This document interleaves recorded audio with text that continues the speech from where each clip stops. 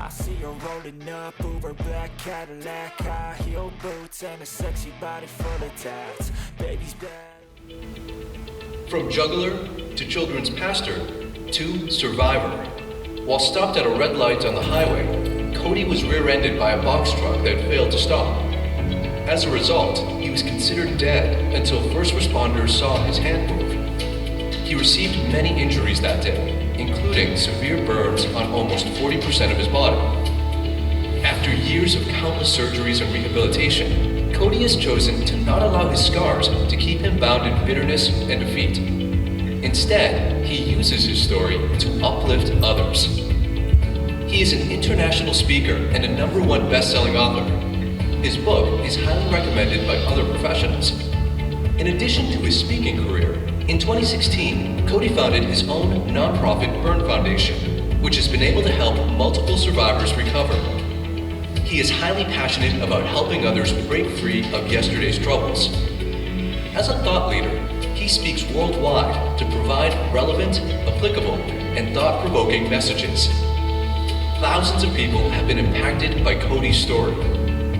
From school students to business leaders, his presentation has been received by many. Be prepared to have an experience that will motivate you to move out of bondage into a life of freedom.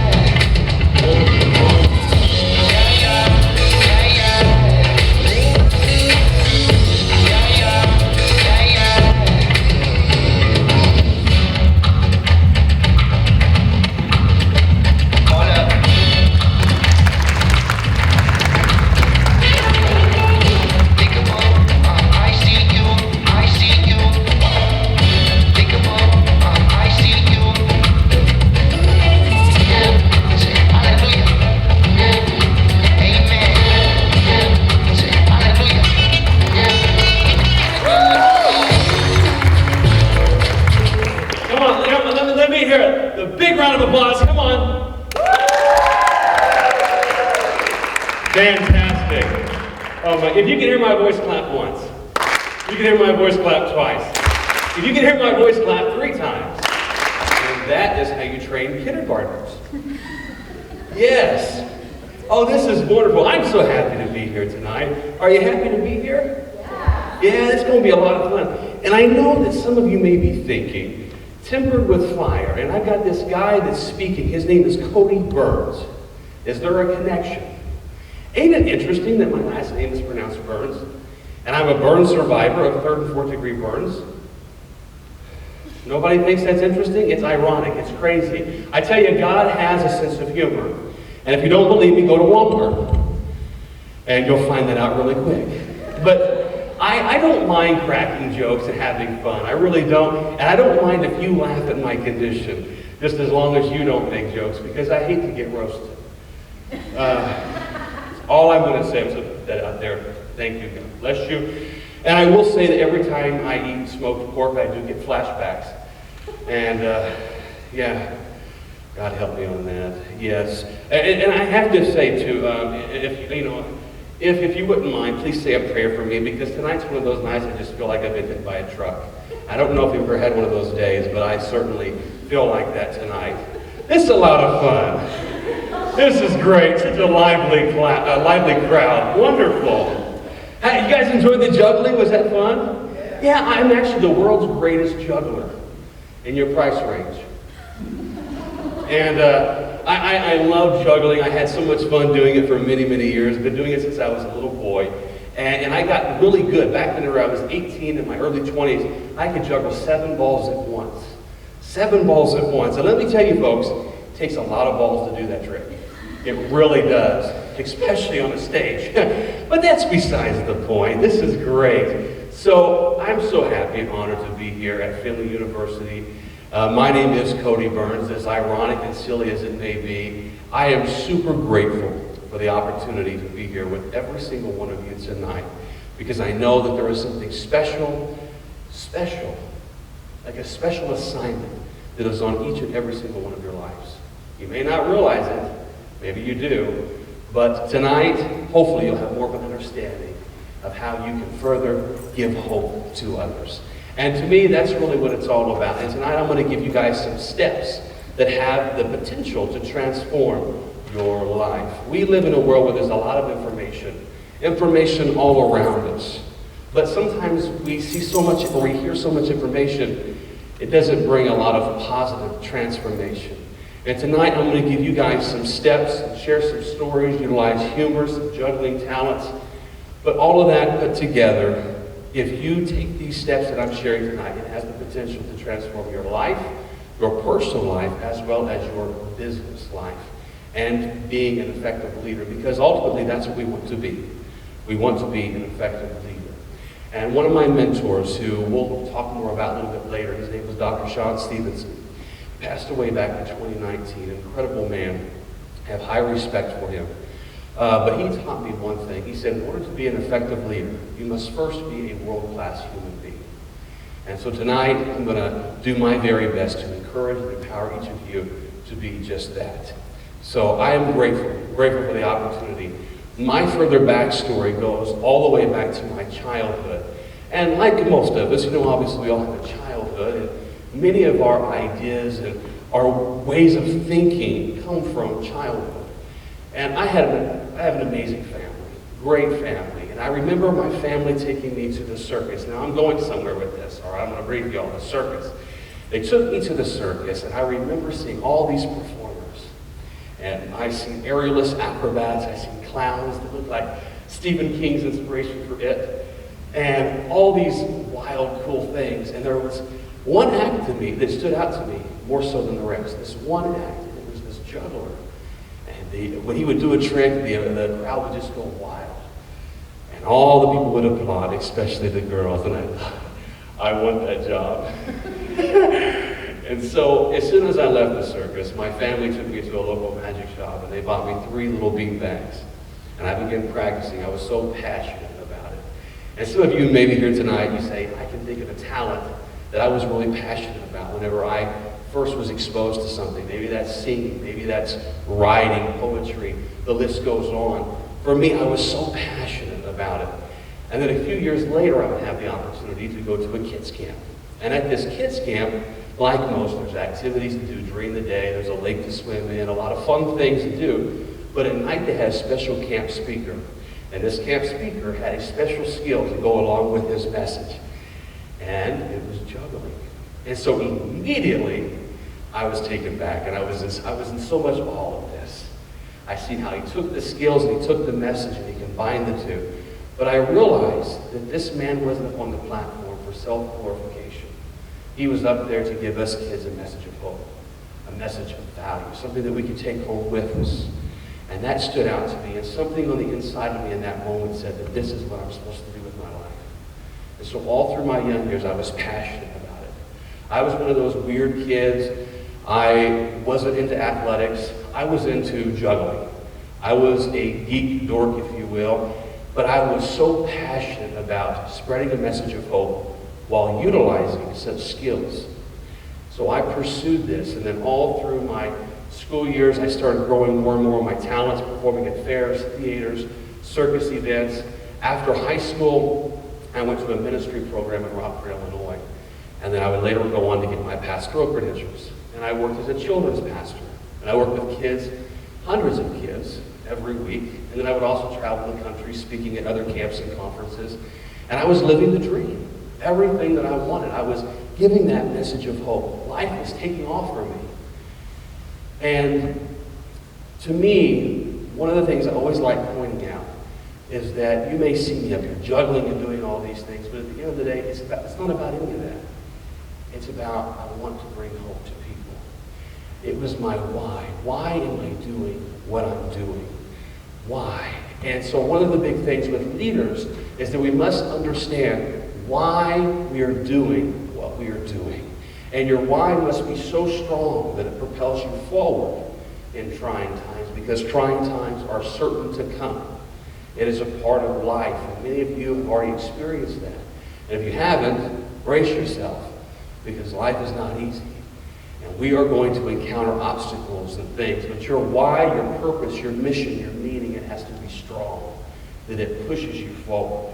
And there's a powerful quote that I also love sharing. It's by Viktor Frankl, and it says, when you know your why, you can endure any obstacle, any challenge that presents itself, because it will present itself in one way or another. And for me, it happened back in 2013. As I was sharing, life was going great. I'm living the dream. I was 23 years old, just turned 23. I was doing mission work in Cuba in April of 2013. Then in May, I was pushing forward, got all these events lined up, speaking at. Life is going great, yeah. But then one afternoon, my life would change suddenly. Suddenly. And maybe you can think to yourself a moment or a period in your life where suddenly things changed. May 31st, 2013, I'm driving back to my office, and I'm stopped at a red light on the highway.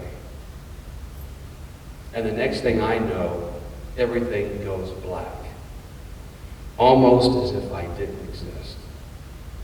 And the next thing I know, I'm waking up to the sound, beep, beep, beep.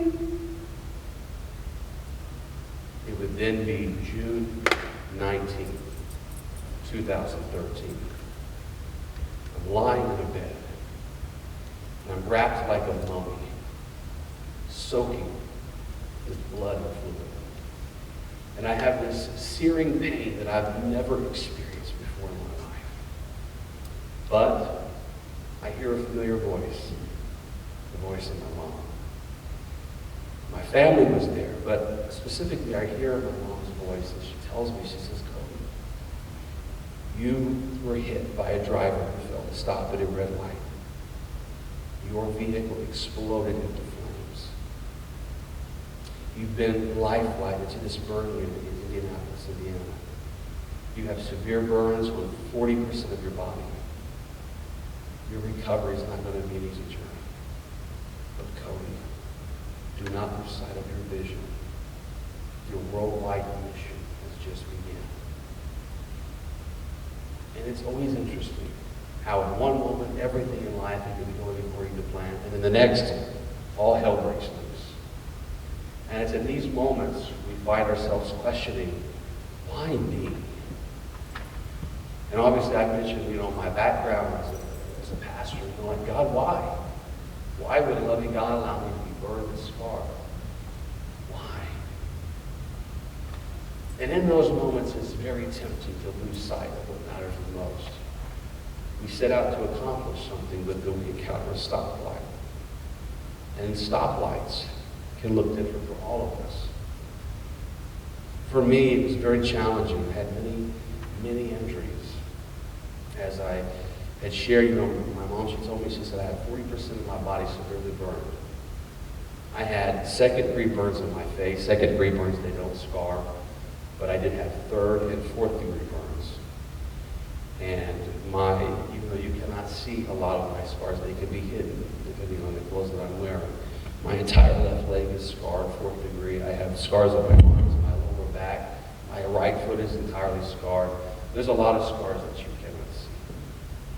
Along with the burn injuries, I had a lot of other injuries. I had broken vertebrae, I had torn ligaments, I had blood infection whenever I was in the unit.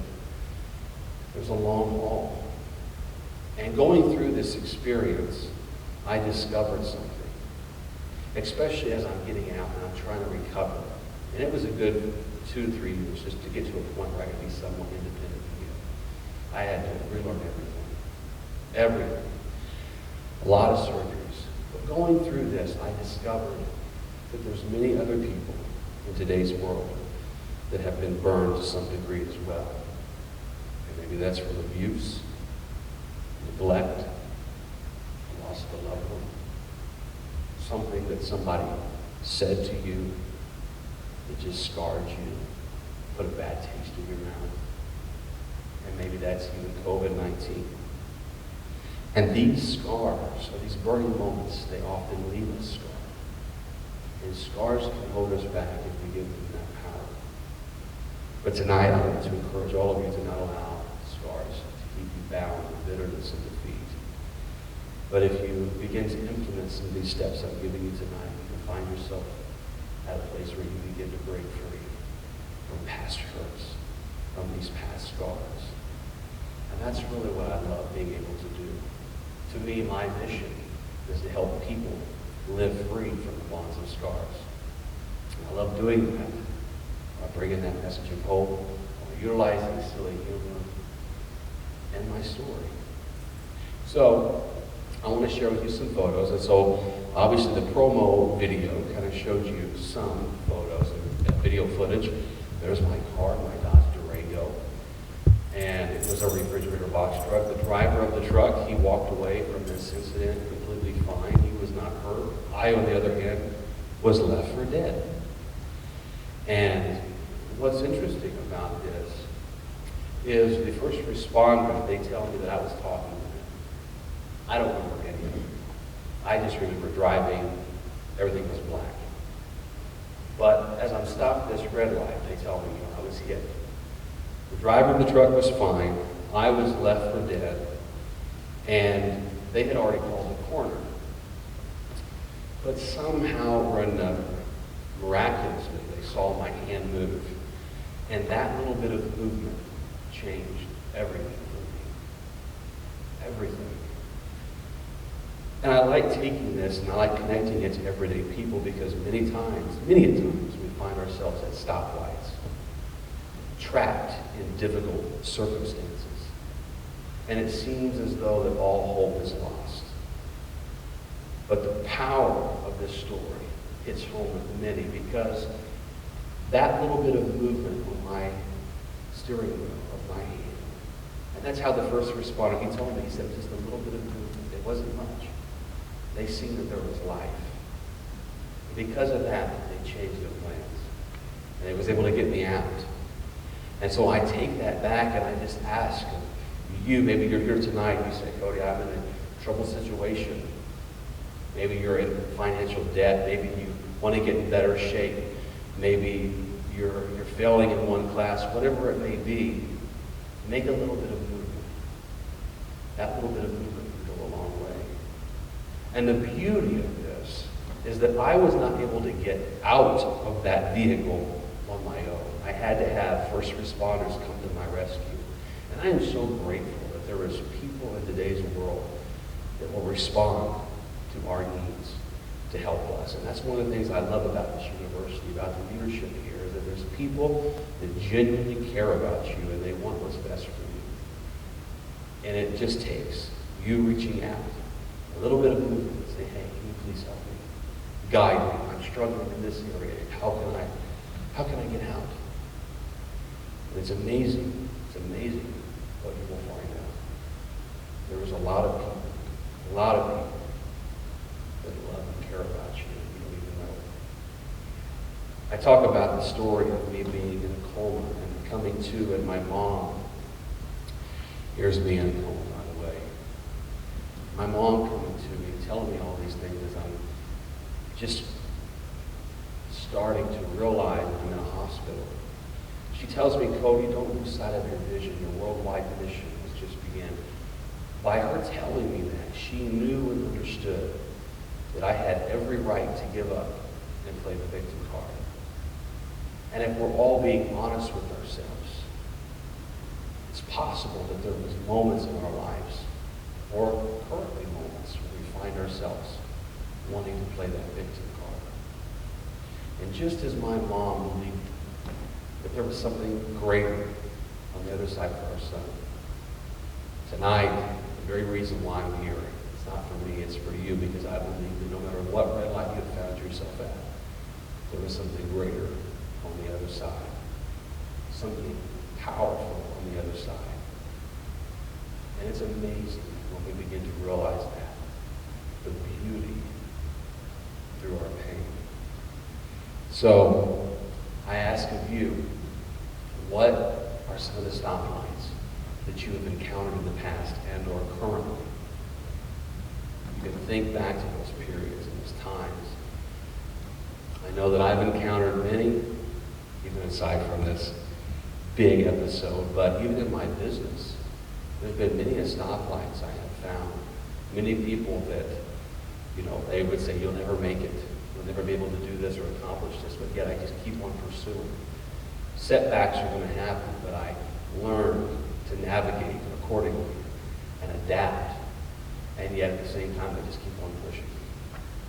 And doing that, I have to have my support system. My support system. It's so important, but I also, before I want to delve into that, talk about me getting behind the steering wheel again. Obviously, I didn't just walk up in here today. I flew from Tampa International to here, or to Toledo, and then I drove from Toledo to here, so I'm driving. And people ask me all the time, does it bother you to drive? And I think one of the benefits to what happened to me is that I don't remember the actual injury. My body does, because the first responders, they say that I was talking to them, I told them who I was, where I was, I don't remember none of it, folks. So my body, somehow or another, just blocked out all the pain. I'm very grateful. But I do know there's many other survivors that are not as fortunate. But it's very traumatic still yet to know that when I get behind this steering wheel, I'm once again putting myself at risk of being hurt. And mind you, my injuries were not caused because of my own wrongdoing. My injuries were caused because of the poor choices of somebody else. And maybe you may find along your journey or even in your past that you've been hurt or damaged because of what somebody else said or done. And it can really take a toll on you if you allow it to. But before we go any further, I want to just encourage all of you to not allow fear to keep you limited in your mobility, where you want to go in life. Sit behind the steering wheel and know that despite what happened yesterday, there is a new day, and you can press forward. Life is a beautiful thing, but you'll never know it until you get back into the steering wheel, back in the driver's seat, I should say. So, but going through this, I had to have my support system. When I first stepped behind the vehicle, when I said the driver's seat, I had to have therapists and a whole team that was there to support me along the way. I didn't just jump into it. It was a long road of recovery. I had to learn to walk, I had to learn to use my hands, all the basics. It was a lot. I sat down, I had two other people in the car with me. I wasn't alone. But they encouraged me through it. And now, I'm able to travel and go and do all kinds of things. So I'm grateful for that support system. And I also talk about, with my family, some people will say, well, Cody, I'm not fortunate to come from a family as strong as yours. My mom or my dad, it wasn't there for me in my life. And here's my response to everyone that says that to me. Number one, I hate it. in sadness, sad reality. But when you turn 18 and you're somewhat able to be on your own, or that certain point of independence, you are then in charge of putting a support system in place for your life. Even if they're not family, find those people that love you for you, and they cherish you, and they welcome you, and they will encourage your well-being. And when you find those individuals, cherish them, love the heck out of them, because they're not going to leave you. Those are the friends, that's the support system you want. Because when all the glory comes, sure, a lot of people will be there for you then, but it's in those hard moments, those people that will be there with you. Those are the people that you want. Those are the friends. That's the team I want behind me. Those that are willing to get in the mess with me. And so, also too, with my business, I always talk about Sean, as the guy I mentioned earlier. He had died back in 2019. Incredible man. He was born with a graduate bone disorder. His whole life, he was told things that he couldn't do. He was only 3 foot tall. And incredible speaker, author, therapist. And, he was a wonderful support to me and to all that I'm doing today. And so I'm grateful for this man and for the legacy that he has left. But I love this quote: find people who love you unconditionally. Surround yourself with them and bring them the same level of intensity. Support system. Sean taught me in many things when it comes to speaking. And I'm grateful for good teachers and leaders. And so tonight I thought it would be fun if I could teach somebody here tonight a special skill. And I'm curious, is there anyone here that does not know how to juggle? And obviously this is the moment where nobody wants to volunteer or step up to the plate. You guys know how to juggle? Do you know how to juggle? You know how to juggle? You know how to juggle? Do you really? Okay, you know how to juggle? Hold up, you know how to juggle? What was you applauding for me? How dare you? Do you know how to juggle? No? Come here. Come here. All right. Come on, what was your name? Mitchell, that's correct. All right. That joke went above their heads. All right. Mitchell, how you doing, my man? Oh, well, good stuff. Well, Mitchell, I want to ask, have you ever been in show business before? No? Okay. Well, tonight I'm going to teach you. So, years ago, I got to do some work with a production called Cirque Musica, and some amazing performers. Some of these were Ringling Brothers or Cirque du Soleil, and I loved it. But, when you're on stage, you have to own it. Okay, you got to have that confidence. The audience, they can sniff out weakness. And so you got to own the stage. And so what I'm going to do here tonight is I'm going to teach you how to own the stage and yet juggle. All right, are you ready for it? Fantastic. Well, before we get started, I'm going to ask that you sign this release form. All right, I know that it's written in Spanish. Just ignore them, okay? Just pretend that you could. Can you read, Spanish? Crud. No? Okay, just don't, just, we ain't got all time. I gotta hurry. Bless you. That's, okay, good. Beautiful. Thank you very much. All right, Mitchell. Now, one of the things in show business that you'll find is that anybody that gets up on the platform, they got to know how to move. Okay, you got to know how to work it. So, Mitchell, can you work it? I'll find out. Here we go, Mitchell. All right. So, one of the big things, I do a trick. Yeah. And that always, typically people applaud at that. So if you all can give me some. Thank you. Oh, now you applaud.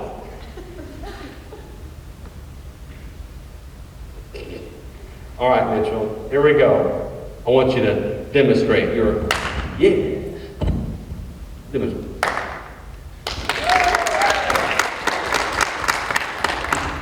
All right, Mitchell. Now, I want to tell you something that people really love. They really gets their attention. You want to talk, that you get the volume to go from here to here, you get the hips involved. It's amazing what happens then, all right? Help me with this one. Here we go, ready? Yeah. You're making my point invalid. Come on. Thank you. All right, Mitchell, show us what you got. Get the hips. Come on. Yeah. Oh, that's sexy. All right, Mitchell. So, and another big thing with show business is that your outfit, okay? Not to knock on your outfit, man. You're gorgeous, all right? But here's what I want you to do. Would you put your hands up just like this? Make sure they go up really high. There you go. We ain't no fun. Put your hands up like this. All right, you're gonna bend over. All right, just stay like that, okay? Just keep you there. All right. Here we go, Mitchell. So I want you to put this on. All right. Beautiful. Look at this. Lord have mercy.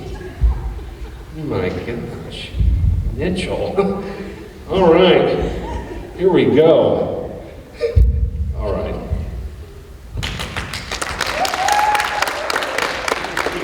Beautiful. Ah, gorgeous. Here we go. Now we're going to work on those moves one more time with the costume. Ready? All right, here we go. Yeah. Remember the hips. Yeah.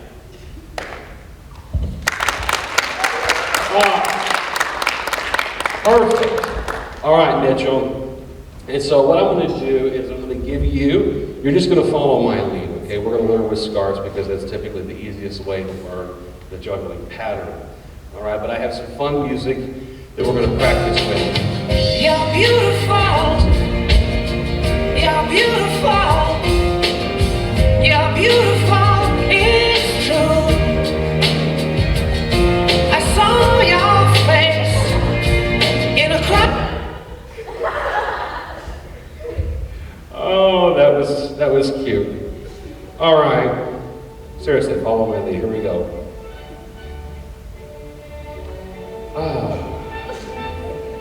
With the other hand. Oh, that's it. Here we go. We're going to make it a little challenging. Throw it up. We're going to spin around. We're going to catch it. Oh. Plenty of good score. There's one. Look. Here we go. Now.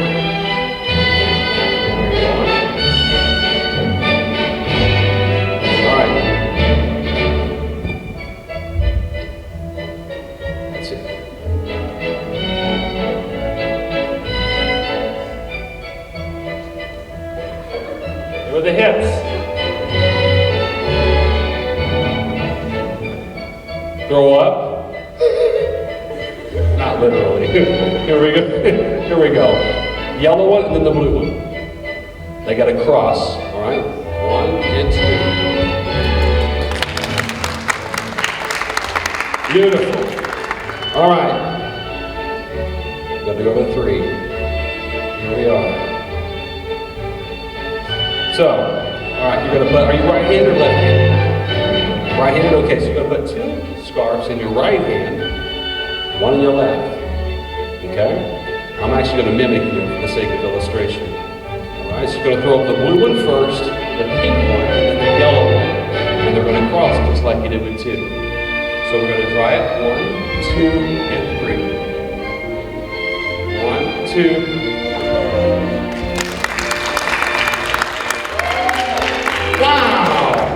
all right, you want to try it again? Here we go. Go for it. 1, 2, 3. So if you keep it going. Good enough. Let's give my hand folks. Thank you, Mitchell. Come on, let's give Mitchell a big hand. You can show some support. Thank you, David. All right. I know. Okay, I get you. Hey.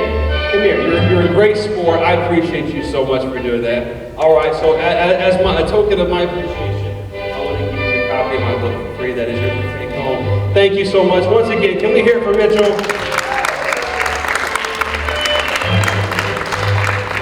Oh, you know what's fun about that, Mitchell, is that you're the first guy that's actually went through with me letting Put the tutu on and do all that. So that's great. Oh my goodness.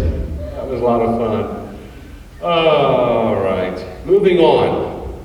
You may say, what in the heck is the point of doing that? Nothing. No point. None. No, one of the things, I just want to pick on you. No, one of the things I always like pointing out is to be an effective leader, you must understand that there's going to be times you're going to be asked to be doing some things that are not so comfortable. You're going to be put in some uncomfortable positions, things that are not what you expect. And yet, if you follow along and you listen, and you're open to learn and to grow, you'll learn a new skill, and yet at the same time it will teach you something about yourself that you didn't realize before. And so, Mitchell, you can now tell people that you were in show business, man. You juggled in a tutu at your university, and you worked it. I mean, so you've done it, I mean, he followed through. It was an uncomfortable thing. He wasn't expecting that tonight. If you're depressed, I apologize. That's all I'm going to say. No, oh gosh, no, I'm just, but seriously though, thank you. So, uncomfortable positions. Life has a way of putting us in those awkward places. And yet, if we're in it for a leadership position, we must understand that sometimes we will be asked to do things that we're not very fond of doing. But yet, on the other side, you're going to accomplish something that you didn't think that you could before. And with that, the whole purpose of me bringing Mitchell up on stage was to entertain you. Were you entertained? Yeah, he was entertained. So my why came through in that moment. Why was I doing it? Because I wanted to entertain you, but yet I wanted to prove another fun point. And so now I want to share with you some epic steps. Epic steps. And you can actually download these steps for free at this website link. And a lot of conferences that I go to, corporate events, colleges, etc., they will grab a hold of these because it's something that you can utilize both in your personal life as well as in your professional life. And so EPIC is an acronym. And the E stands for Embrace Challenges. Embrace challenges. Many of us here, we want to say we want to live an epic life. Who here would say, I want to live an epic life? I want to do something great with my life. I want to be epic. Well, if you're going to be epic, you must understand that challenges will come. Challenges will come, and they can be difficult to embrace. And I always go back to the story of my scars, because after this happened, I had to embrace my new reality. I had to embrace the fact that my body no longer looks like it once did. My life will never be the same. And as well as my professional life, because when this happened to me, the news, the press, they picked up on this, and I had a following on social media before all this, but afterwards it just skyrocketed. So people all of a sudden, their identity, or they're recognizing me as Cody Byrns, and literally the home page of my local newspaper, it says, Burns beats 4th degree burns. And so immediately people are starting to, recognize me as this guy that got hit by a truck.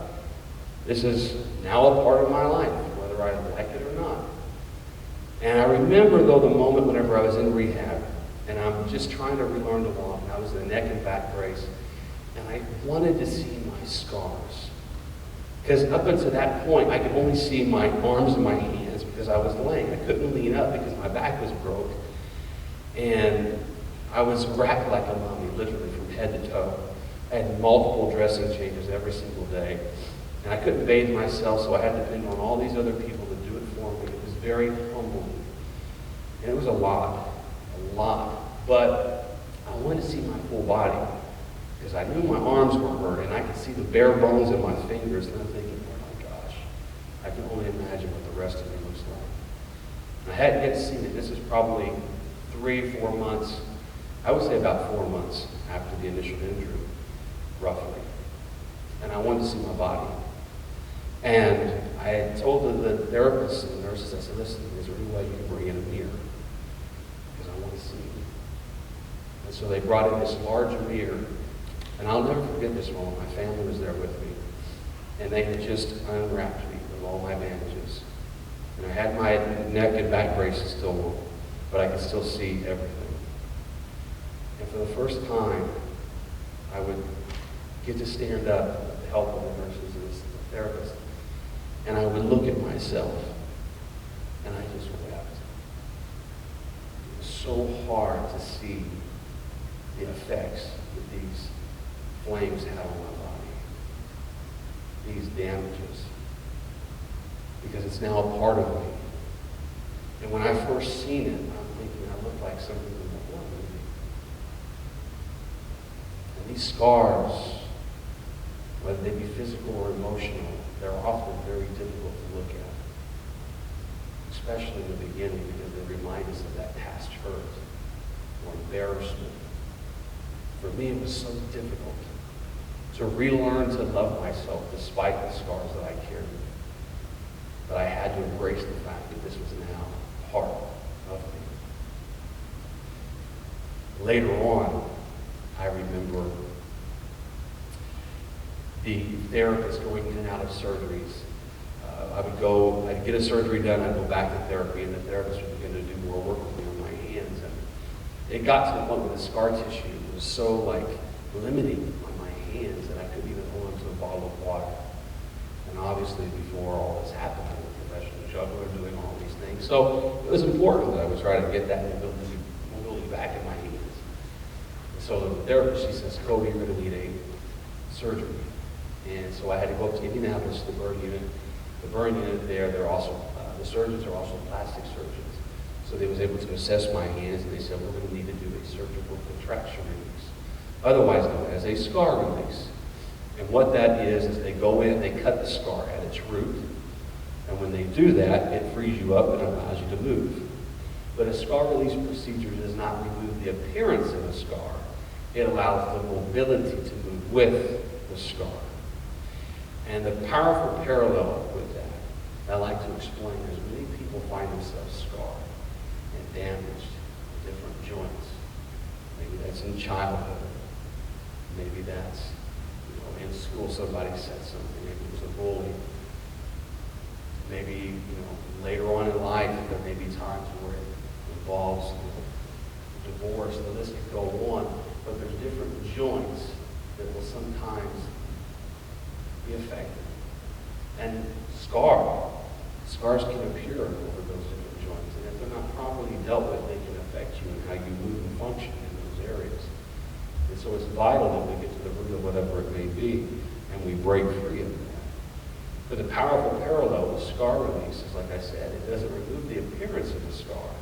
It allows the mobility to move with the scar. And that's what I really love teaching, is that yes, we may encounter scars, whether they're physical or emotional, but it's all a matter of not allowing the scars to keep us limited in our everyday life. And there's beauty in that. And I had to go back to my why. Why am I doing this? And I'll share one more brief story because I know I got to move on. But whenever I was in the in-state rehab, I got this garbage bag full of get well cards from all these children that knew me the year prior. Because I went to a kids camp in Oklahoma City and I spoke for all these kids and juggled and presented the message. All following my story. I read these get well cards. We're praying for you. Get well soon.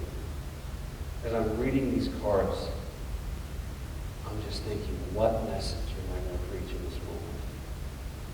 Because when life is going good, it's easy to talk a good talk. But then when tragedy strikes and rubber hits the road, our faith, our message, everything that we are about is suddenly put to the test. And for me, it was. What message am I going to preach in this moment? I had to go back to why am I doing what I'm doing to begin with. It's not about me. It's never been, nor will it ever be. It's about helping others and serving others effectively. Now, I have this story to further that message of hope all the more. and it's beautiful. And I knew that I had to get back up. So I knew I had to embrace the challenge and realize that I cannot change what happened yesterday. The only thing I can change is what might happen tomorrow, but it's all a matter of what I do today. That's what will make the difference. So, the P, provide perspective. Provide perspective. Reframe your pain. I remember whenever I was really young, I had endured a mental obstacle that really came about suddenly. I was in 4th grade, and mind you, at 4th grade, I already knew my calling. I knew that I wanted to bring a message of hope. To me, it was so important. But I started dealing with some interesting mental things. I had a phobia of germs. I found myself doing multiple rituals throughout the day, touching light switches so many times. I found myself worried about my health and the health of others. It was tormenting me to the point that I was taking multiple showers every single day. And what 4th grader wants to take multiple showers every single day? My parents knew there was something wrong. And obviously I went to my mom crying. And I had all these other different things that were occurring. So she took me to the doctor. And then the pediatrician then referred me to a psychiatrist. And I thought, that's it. That's it. They're sending me to the Lutheran. I'm going to the psychiatrist. My life as I know it, the dream of wanting to give hope to others is no longer going to happen for me. Because now I'm dealing with these weird thoughts and fears and phobias. And I go in and I sit down with the psychiatrist, and my mom was there at the time, and I began telling the doctor who I was, and what kind of things do you do, Cody? What do you enjoy? And so we start telling him, I enjoy juggling, I enjoy entertaining, I like speaking and encouraging others. This is important to me. As a little boy, I'm telling him all these things.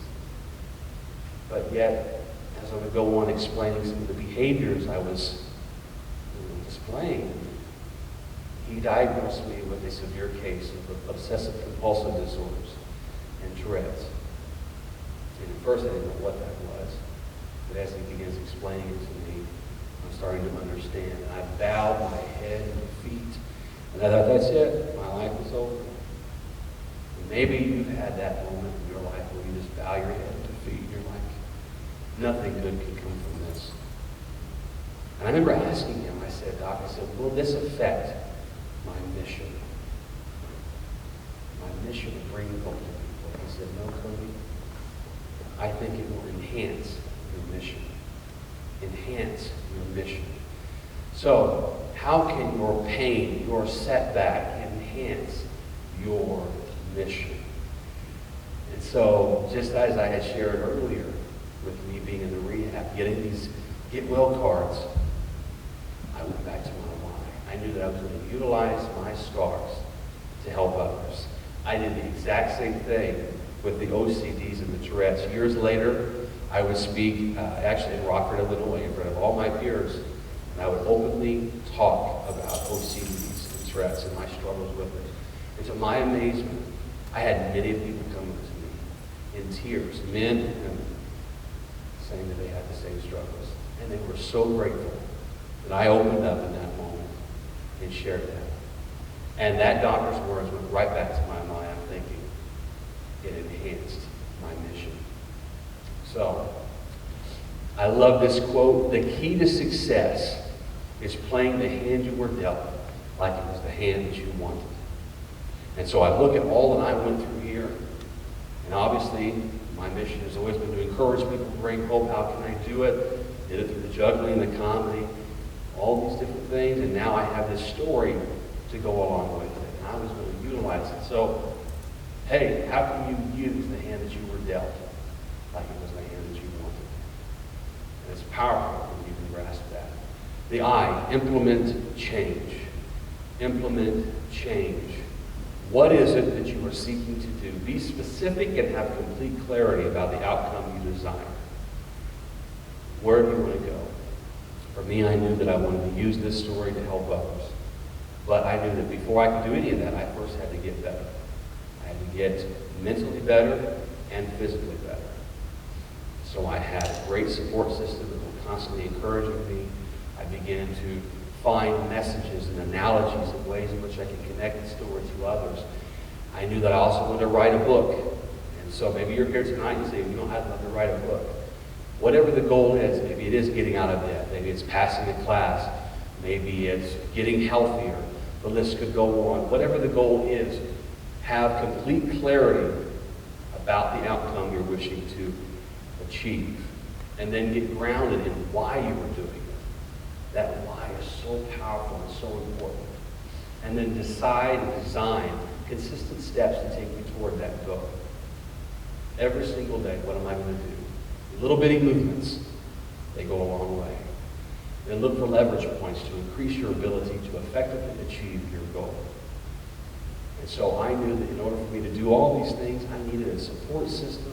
I had people that were lined up, they were holding me accountable to achieving my goals. I had coaches and mentors. I knew with the book, because I did release a book back in 2018, I'll talk more about that here soon. I knew that, all right, I'm going to write this. How many things am I going to write every single day? I had to set aside time, little by little. And sure enough, I made it happen. This last step, C, is my most favorite, celebrate.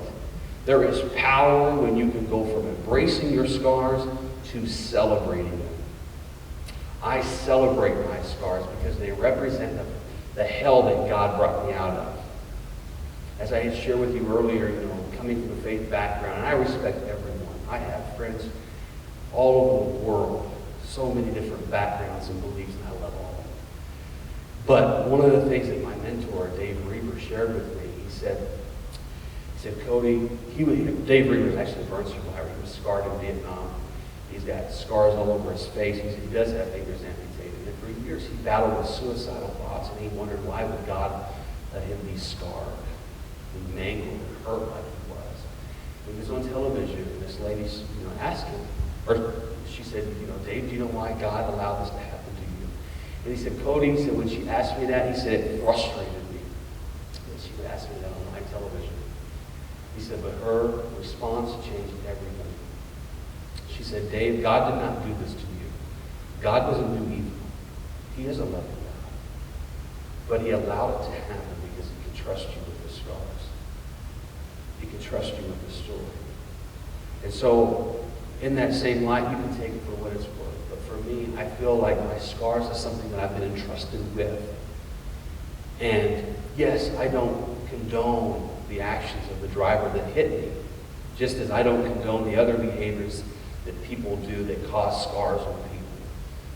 And yet, all we can do as survivors is learn how to manage those scars and break free of the past hurt and use those scars to our advantage so that we can effectively serve others, because I celebrate it. Every time I fly, I go out and about, people are like, did you serve in the military?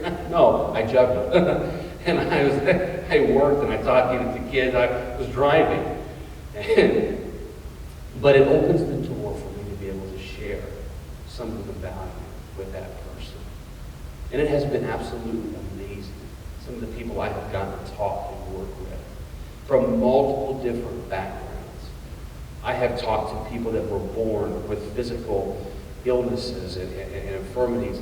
I've talked with people that were molested and raped. Some of the scars that these people have encountered, and yet they have broken free of that, and they've now been able to use their story to empower others. And it's remarkable. Absolutely remarkable. My fiance, incredible woman, she is a cancer survivor. As a little girl, she had battled severe colon cancer. She had all of her colon removed except for 1%. On the outside, she's very beautiful. But on the inside, people would never know the struggle that she still goes through.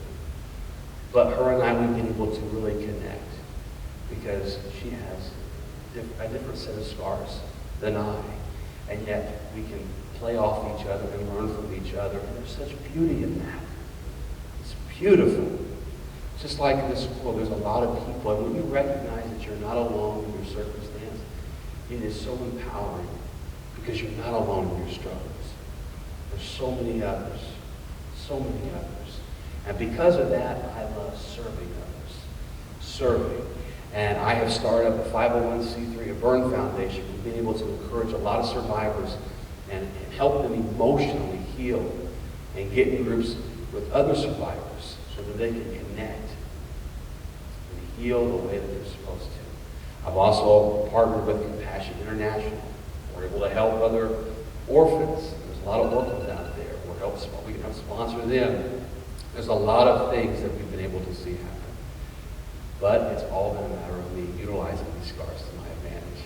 So obviously the book is available on Amazon. My man Mitchell's got the book. Hope you read it. All right? If you don't read it, who's your roommate? You have a roommate? Who is he here tonight? No. Dang it. All right. Well, bless you. Thank you. All right. You started with him. All right. So I know time is of essence. I want to do one more trick for you guys. Would that be okay? I'm going to do one more trick. It deals with the balloon.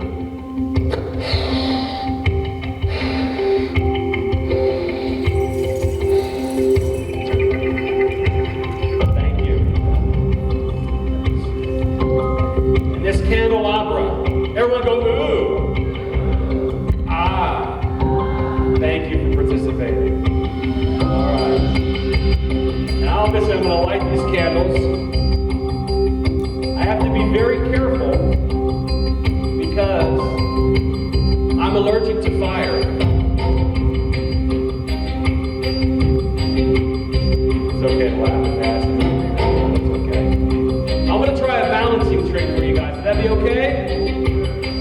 I can balance almost anything except for my diet. But you know, in the intro video, you can see some transformation. Yeah? Yeah, I lost over 100 pounds. True story.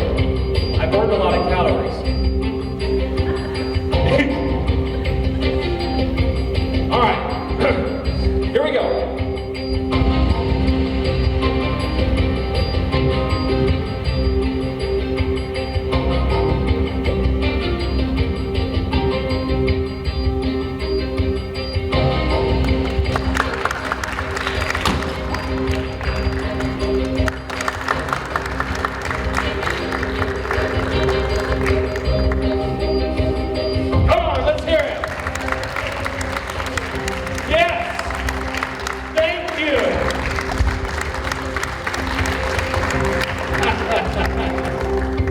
Oh my goodness. Woo. You can fade that music out for me. Thank you, brother. Who thought that was a cool trick? Yeah, thank you. Thank you. Why do I do it? Because I can. Okay? That's no other reason. No, I love that trick because it's a great visual. If in that trick, who thought it was impressive that I could balance the balloon and the candle together? Who thought that was impressive, right? But who here would say that the trick was all the more impressive when I pop the balloon and I catch the candle and it still remains standing? Who would say that that made it really impressive? Anybody? Really? 3 people? Yeah. So I like taking that. In that trick, in order for me to accomplish it, I have to keep my focus on the candle. If I were to focus on the balloon, the candle would have fallen.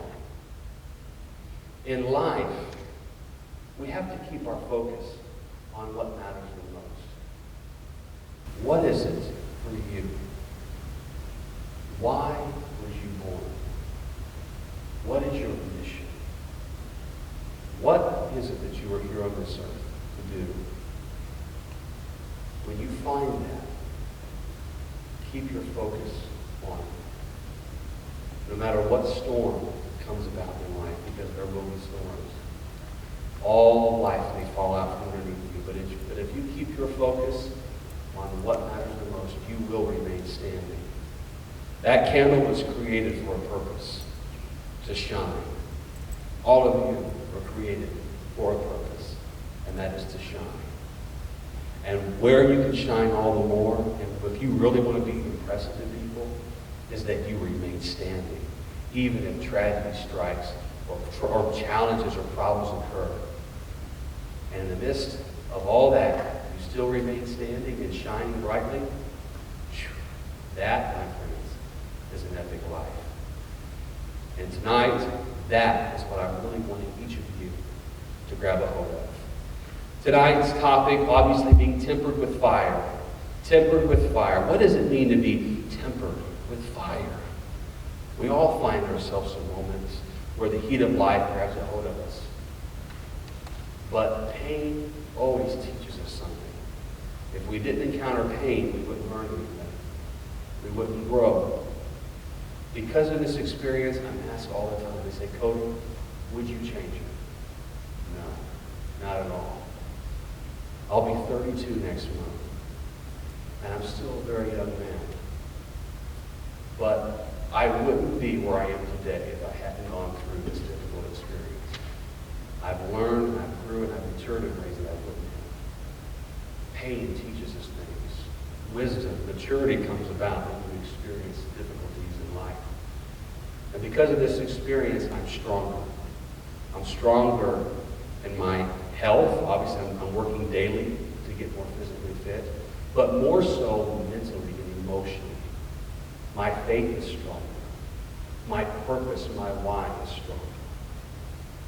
And I'm grateful for it. Super grateful for it. So tempered with fire. I love this.